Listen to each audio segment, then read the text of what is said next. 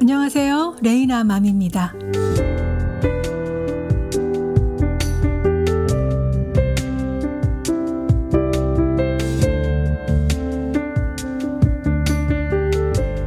나이가 들수록 점점 사진 찍기 어떠세요? 싫어지시죠? 그런데 몇 년 또 불과 몇 개월 전에 사진을 다시 보면 괜찮았구나.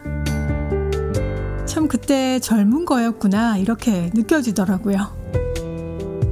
그래요, 오늘이 가장 젊은 날. 그러니 오늘 할 수 있는 것들, 오늘 누릴 수 있는 것들, 소소한 것들 적극적으로 해보시는 거 필요하지 않을까 싶어요. 셀카 찍어보시고요. 좀 마음에 들지 않는 사진이 있더라도 지우지 말고 그냥 두세요. 몇 달 뒤 다시 보면요, 아마 또 다르게 보일 수 있으니까요.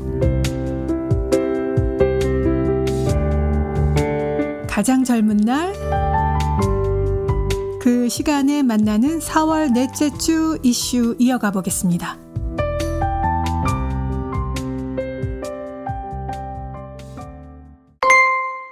요즘에는 또 셀카뿐만이 아니라 식당에 가도 먹기보다는 사진 찍느라고 굉장히 모두들 바쁘잖아요. 음식 사진 이렇게 찍고 저렇게 찍고 일어나서 찍고 이제 먹어도 돼? 아니 잠깐만. 이제 지금은 먹어도 돼? 아니 하나만 더 찍고 이제 이러는데 처음에는 잘 이해가 안 갔는데요. 또 이렇게 찍어놓고 보니까 그 사진을 보면 그때의 기억이 자연스럽게 나서 그때 그랬지. 이렇게 우리가 깔깔거리고 웃었지.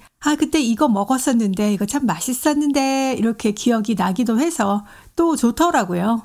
예전에는 우리가 일기를 쓰고 다이어리를 꼬박꼬박 적곤 했는데 이제는 또 사진으로 이렇게 기록을 한다 싶으니까요. 사진 찍는 거 뭐라고 하지 마시고 일기를 쓰듯이 기록하고 있구나 이렇게 이해하시면 좋겠습니다. 오늘 기사에 보니까 이 가수 성시경 씨가 식단 관리 없이 이것만 끊었는데 몸무게가 7kg 감량됐다고 이렇게 사진이 나왔어요. 저는 1kg, 2kg도 빼기 굉장히 어렵던데 연예인들은 쉽게 몸무게도 감량이 잘 되는 것 같은 기분이 드는데 특히 이 성시경 씨는 이제 좀 나이가 있잖아요. 그래서 나이 들면서 더 빼기 어려운 게 살인데 먹방 유튜버로서 살을 7kg 뺐다고 하니까 저도 솔깃해서 기사를 봤습니다. 한 달 만에 7kg를 감량했다고 자신의 다이어트 과정을 공개했는데요. 유튜브 채널에서 먹을 텐데에 이어서 빠질 텐데 이래서 한 달 만에 7kg 감량했습니다 라는 제목의 영상이 게재됐습니다. 영상에서 성시경 씨는요, 식단을 하거나 굶지는 않겠다면서 대신에 술과 야식을 끊겠다고 하고 낮에 먹은 만큼 운동할 예정이라고 밝혔는데요. 헬스, 테니스, 등산, 달리기와 같이 땀을 흘리면서 운동에 집중하는 모습을 보였다고 합니다. 그래서 한 달 만에 이 체중 감량에 성공해서 날렵한 턱선과 늘씬한 몸매로 프로필 사진을 촬영했는데요. 성시경 씨가 끊었다는 이 술과 야식, 다이어트에 어떤 영향이 있을까요?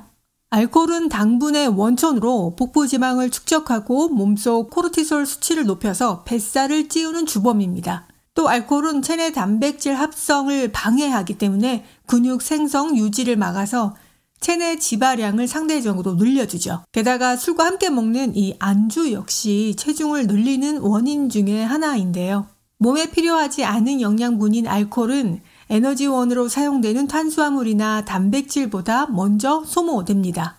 이로 인해서 술을 마셔도 포만감이 오래 가지 못해서 끊임없이 안주를 먹게 되는 거죠.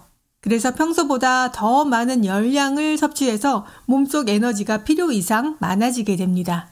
과잉된 에너지는 지방 형태로 축적되고 고열량 안주는 지방으로 쌓일 가능성이 높게 되죠. 또 야식을 먹으면 식욕과 관련된 호르몬에 변화를 줘서 식욕이 강해지고 살이 더 찌게 됩니다. 하버드 의대 부속병원 연구팀이 과체중이거나 비만한 사람 16명을 대상으로 야식이 호르몬에 미치는 영향을 분석했는데요. 야식을 먹은 참가자들은 야식을 먹지 않은 그룹보다 기상 후에 렙틴, 식욕을 억제하는 호르몬 수치가 평균 16% 낮았고요. 식욕을 늘리는 수치가 평균 34% 높았습니다. 질문지를 통한 조사에서도 야식 먹은 그룹에서 음식을 먹고 싶다 이렇게 대답한 비율이 훨씬 높았고요. 또 같은 양, 같은 종류의 음식을 먹더라도 취침 직전에 먹으면 살이 찔 위험성이 더 커지는 거죠. 낮에 인체는 교감신경 작용이 지배적으로 일어나서 에너지를 소모하는 방향으로 대사가 이루어지는데 반면 밤에는 부교감신경 작용이 지배적이기 때문에 섭취한 칼로리를 에너지원으로 사용되지 않고 지방으로 전환해서 몸에 바로 축적됩니다. 세끼 식사를 일정한 시간에 먹으면 습관된 야식을 끊는 데 굉장히 도움이 되는데요. 탄수화물, 단백질, 지방, 비타민이 골고루 함유된 균형 잡힌 식사를 하게 되면 야식을 먹을 위험이 줄어듭니다. 저녁 식사는 포만감을 오래 유지할 수 있도록 샐러드를 충분히 먹어주는 게 좋고요. 매일 아침 30분 내지 1시간 운동을 하게 되면 왜곡된 바이오 리듬이 바로 잡혀서 밤에 야식을 먹지 않도록 기분 좋게 잠자리에 들 수 있도록 도와준다고 합니다. 우리가 다 아는 내용인데 기본을 지키는 것이 참 힘들어요. 다이어트를 하려고 그러면 뭔가 막 제품을 찾게 되고 이 사람 뭐 다른 방법을 혹시 하지 않았나 해서 이 사람은 뭐 먹었나 다이어트 식품 뭐 좋은 게 나왔나 이게 좀 찾게 되는데요. 성시경 씨가 그 국밥과 함께 제일 좋아했던 술을 멀리했고 야식을 끊었더니 몸무게가 7kg 감량이 되었군요. 자, 이제 정말 노출이 슬슬 되는 계절이 오니까 옷 속에 쏙쏙 숨겨놨던 살들 때문에 좀 고민이 되는데요.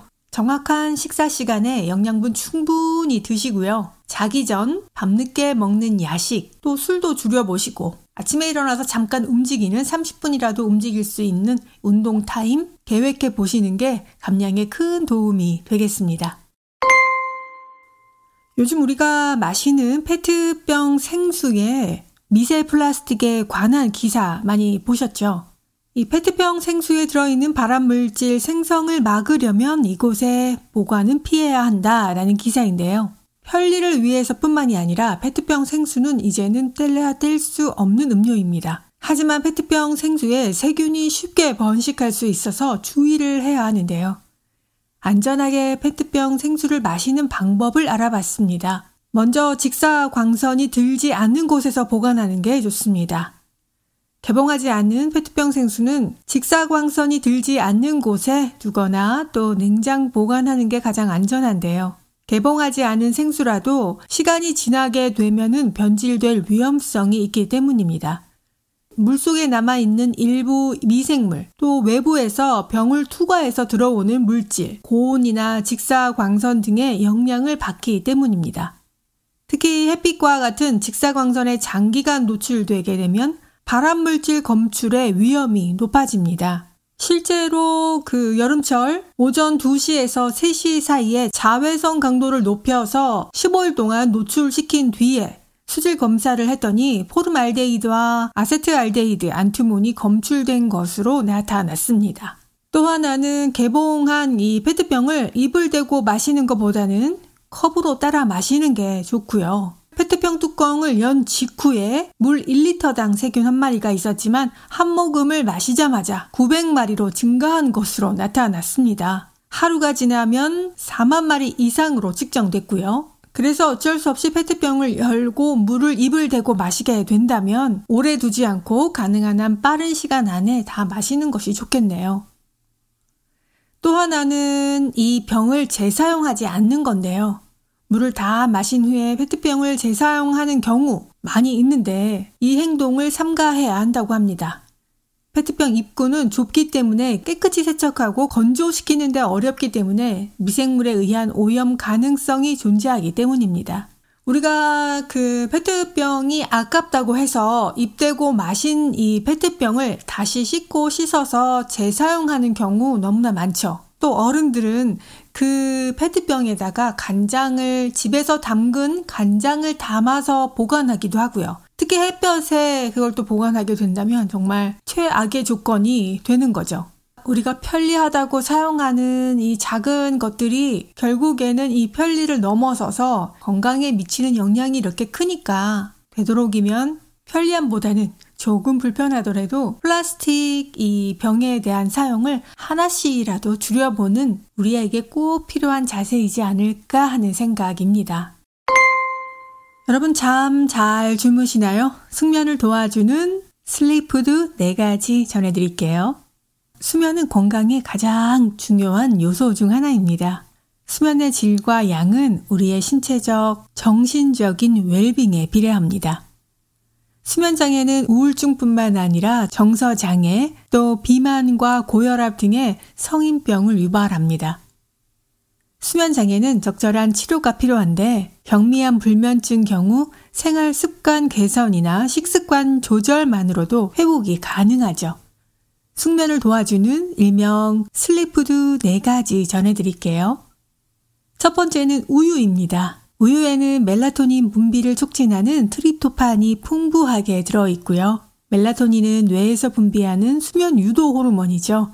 체내에서 자연적으로 분비되는데 하지만 멜라토닌을 만들려고 하면 필수 아미노산, 트립토판, 칼슘 이 몇 가지 영양소가 꼭 필요합니다. 우유는 멜라토닌의 분비를 돕도록 하는 칼슘이 풍부하게 들어있고요. 이외에도 마그네슘, 칼륨이 함유되어 있어서 수면 전 마음을 안정시켜주는 효과가 있다고 해요.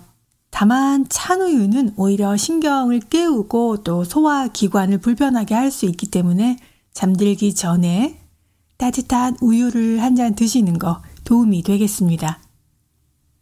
또 하나는 바나나인데요. 바나나 역시 그 트립토판 성분이 풍부하게 들어있고요. 멜라토닌, 세로토닌 등의 신경호르몬 합성을 도와줍니다. 바나나에 다량 함유되어 있는 마그네슘, 칼륨은 전신 근육을 이완시켜서 몸을 숙면할 수 있도록 준비시킨다고 합니다. 더불어 수면 중에 근육 경련을 방지해주고요. 멜라토닌 합성에 필요한 다른 성분인 또 비타민 B6도 풍부하게 들어있습니다. 세 번째는 상추인데요. 상추를 많이 먹으면 졸린다는 말 들어보셨죠? 이게 완전히 근거 없는 이야기는 아니라고 해요. 상추의 이 쌉싸름하고 쓴맛을 내는 성분이 긴장을 완화하고 졸음을 유도하는 작용을 한다고 해요. 그래서 저녁 식사할 때 상추를 곁들여 먹으면 숙면을 취하는 데 조금 도움이 되겠습니다. 또 4번째로는 체리입니다. 또 체리 역시 멜라토닌 성분이 풍부한 것으로 알려졌고요. 불면증으로 잠을 못 이룰 때 섭취하게 되면 멜라토닌이 풍부해서 불면증 완화 또 생체 리듬 조절에 효과적이라고 합니다. 수면이 건강의 가장 핵심적인 요소인데요. 우리가 무엇보다도 숙면을 위해서는 침대에서 핸드폰을 보지 않는 거, 또 저녁이 되면 환한 조명에서 좀 어두운 조명으로 전환해 주는 거, 이런 것들도 아주 중요하겠습니다. 요즘은 잠자리에까지 핸드폰을 들고 들어가기 때문에 잠자리에 들기 전에 확인하게 되는 이 핸드폰 불빛, 눈에도 굉장히 안 좋기 때문에요. 잠자기 전 1시간 전이라든가 이렇게 핸드폰을 좀 멀리 떨어뜨려 두고 잠자리에 드는 거, 이런 습관이 또 숙면에 굉장히 도움을 줄 것 같고요. 숙면을 잘 하게 되면 다음날 컨디션과 기분이 굉장히 달라지고 또 우리의 삶의 질이 달라지기 때문에 숙면을 위해서 우리가 해볼 수 있는 노력들은 좀 해보는 게 좋겠습니다. 잠이 그렇게 많던 분들도 나이가 들어감에 따라서 또 요즘 불면이 너무 많죠. 또 나이와 상관없이 푹 잠을 못 자시는 분들이 많습니다. 수면을 방해하는 여러 가지 요인이 있겠지만, 핸드폰이나 여러 가지 요인이 있겠지만 푹 못 자는 이유가 음식에도 있다고 해요. 잠을 푹 자지 못하고 또는 중간중간에 종종 깨고, 이때 건강 상태나 수면 환경 외에 식습관을 점검해 볼 필요가 있다고 합니다. 미국 폭스 뉴스의 수면 전문가들에 의하면 무엇을 먹느냐에 따라서 수면의 질이 달라진다고 해요. 음식의 섭취가 수면을 방해하고 있다는 것, 그 몸의 신호는 다음과 같습니다. 자다가 자주 깬다. 식사 후에 잠들기가 어렵다. 또 밤에 속쓰림이나 위산 역류 또는 소화 불량을 경험했다. 밤에 복통이나 화장실을 더 많이 자주 간다. 잠에서 깨었을 때 어지러움 증상이 있다. 이외에 평소와 달리 또 악몽을 자주 꾸는 거, 또 강렬한 꿈을 꾸는 것, 수면 습관이 달라지는 것도 또 하나의 증상이 됩니다. 전문가들은 이러한 신호에 주의를 기울여서 어떤 음식 또 음료수가 수면의 질을 저하시키는지 파악해야 한다고 말합니다. 일부 음식은 소화 불량과 속쓰림을 유발할 가능성이 높아서 수면을 방해하는 음식으로 꼽는데요. 지방이 높거나 산 함량이 높거나 맵거나 또 기름진 음식이 대표적입니다. 위에서 이 음식을 소화하는데 오랜 시간이 걸리기 때문에 자는 동안 편안함을 유지 못하는 등 수면 질이 떨어지게 되는 거죠. 카페인이 함유된 음식도 주의해야 하고요. 카페인은 각성 효과가 있어서 수면을 방해하죠. 수면의 질을 높이려면 커피, 또 에너지 음료 외에 초콜릿이나 껌, 카페인이 소량 함유되어 있는 식품도 가급적이면 피하는 게 좋습니다. 또 설탕이 과도하게 들어가거나 가공이 많이 된 식품도 주의가 필요하고요. 이 음식들을 섭취하면 혈당이 또 급격하게 오른 뒤에 금세 저혈당으로 떨어지는데 저혈당 상태에서는 뇌가 정상적인 혈당을 회복하기 위해서 몸을 깨운다 그래요. 양질의 수면을 위해서는 저지방 단백질, 섬유질, 복합 탄수화물이 풍부한 식사를 해야 하고요. 이 영양소들로 구성된 균형 잡힌 식사를 하면 자는 동안 포만감이 적당히 유지되고요. 소화불량이나 위산 역류 등을 방지할 수 있습니다. 수면질을 높이는 마그네슘, 또 트립토판 등의 영양소가 함유된 식품도 숙면에 도움이 됩니다. 미국 수면 분석 회사의 수면 전문가가 말하는 방법은 마그네슘과 트립토판이 함유된 우유와 바나나, 수면을 돕는 멜라토닌이 함유된 체리, 마그네슘이 풍부한 아몬드 등은 긴장을 풀고 적절한 수면을 유도하는 식품이라고 말합니다. 하지만 어떠한 음식이든 자기 전에 과식은 금물이죠. 너무 많이 먹어서 포만감이 과도하게 되면 또 수면의 질을 떨어뜨리게 되니까요. 아이들은 하루쯤 잘 못 자도 다음날 또 잘 자면 금방 몸이 회복하지만 어른이 되고 또 나이가 들수록 하루 이틀 잠 못 자는 게 계속 일주일 내내 영향이 갑니다. 수면을 방해하는 여러 가지 습관들을 좀 점검해 보고요. 또 특별히 푹 못 자는 이유에 이 음식들도 있다고 하니까 나의 수면 시간 충분히 확보해 보시기 바랍니다. 아무리 건강에 좋은 음식을 많이 먹고 또 건강에 좋은 운동을 많이 한다고 하더라도 하루에 7시간 내지 8시간 수면을 하는 게 가장 좋다고 해요. 여러분의 건강을 위해서 수면 시간을 먼저 확보해 보시기 바랍니다. 우리가 한식을 먹고 나면 마늘, 파 그 냄새가 입안에서 쉽게 없어지지 않는데요. 양치질을 해도 사라지지 않아서 상대방에게 혹시나 신뢰가 되지 않을까 걱정하기도 합니다. 이럴 때 여러분 우유나 요거트를 먹으면 냄새를 좀 줄일 수 있다고 합니다. 마늘이나 파 속 식물은 먹은 뒤에 입냄새가 지속되는데 여러 휘발성 물질들이 발생하기 때문인데요. 이 중에서도 대표적인 게 메틸황인데 대사 속도가 느려서 체내에 축적되는 그 비중이 높고요. 배출되는데도 시간이 오래 걸린다고 합니다. 이런 화합물들은 혈류 속에서 흡수돼서 폐를 지나치면서 기화가 되는데요. 그 결과물이 바로 입냄새입니다. 휘발성 화합물질은 땀샘을 통해서도 배출되기도 하는데 이러면 또 땀 냄새에서도 배일 수 있고요. 이럴 때 우유가 도움을 줄 수 있다니까 우유나 요거트를 드시면 되겠습니다. 휘발성 화합물을 중화시켜주기 때문인데요. 실제로 미국의 한 연구팀이 마늘을 섭취한 후에 구취를 없애는데 효과적인 방법을 찾는 그 연구를 했는데 마늘을 먹을 때 우유 한 200ml 정도 곁들이니까 입냄새가 50% 가까이는 완화된 것으로 확인됐고요. 마늘을 먹은 후에도 우유를 마시기보다 마늘과 우유를 동시에 먹어야 효과가 더 크다고 합니다. 이미 팥과 식물을 먹은 후라면 오히려 요거트가 더 도움이 될 수 있고요. 연구 결과에 따르면 요거트 속에 프로바이오틱스가 이 휘발성 화합물 농도 수준을 효과적으로 줄여주는 것으로 나타났다고 합니다. 이 외에도 달걀이나 치즈, 단백질이 풍부한 식품을 곁들이는 것도 도움이 될 수 있고요. 특히 마늘의 매운맛을 내는 이 알리신 성분이 단백질과 결합해서 특유의 향을 좀 줄여주기 때문에 좋다고 합니다. 폴리페놀과 폴라보노이드 성분이 풍부한 사과, 녹차, 커피도 효과가 있는 것으로 알려졌고요. 이러한 것들의 도움을 받기 전에 우선 양치질을 먼저 하고 그 다음에 우유나 요거트, 녹차, 커피, 사과 이런 것들의 도움을 좀 받아보시면 되겠습니다. 그래도 이 한식을 같이 먹으면 상관이 없는데 나는 한식을 먹고 바로 미팅이 있거나 한식을 먹지 않는 미국분을 만나거나 할 때는 좀 많이 걱정스럽거든요. 먼저 양치하시고 밥 먹을 때 우유를 곁들여 먹던가 아니면 양치 후에는 요거트를 먹던가 해서 좀 중화시키는 게 그래도 조금 도움이 되겠죠. 우리가 팬데믹 때는 마스크를 썼기 때문에 그래도 조금은 걱정이 좀 덜했는데 이제 마스크를 완전히 벗고 난 후니까 난 뭐 어때 한국 사람인데 이것보다는 그래도 약간의 에티켓을 지켜주는 게 좋을 것 같은데 여러분의 생각은 어떠세요? 요즘에는 카페뿐만 아니라 집에서도 아주 질 좋은 커피, 핸드드립을 하시거나 해서 좋은 커피 맛을 내기 위해서 관심들이 많습니다. 커피에 소금을 넣는다는 거 알고 계셨어요? 카페 메뉴에서 종종 발견되는 이 소금 커피, 사실 이 역사를 가지고 있는데요.